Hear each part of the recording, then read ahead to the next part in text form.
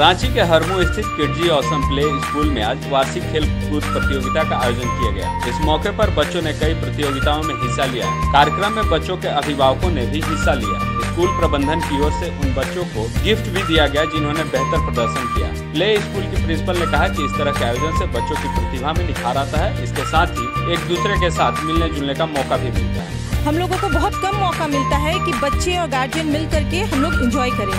तो ये जो टाइम में होता है, साल में हम लोग एक बार मौका देखते हैं और एनुअल फंक्शन और स्पोर्ट्स डे एक साथ सेलिब्रेट करते हैं ताकि हम लोग गार्जियंस के साथ मिलके एक अच्छा सा समय बिता सकें और बच्चों के डेवलपमेंट में भी गार्जियंस देखें कि स्कूल क्या क्या करती है।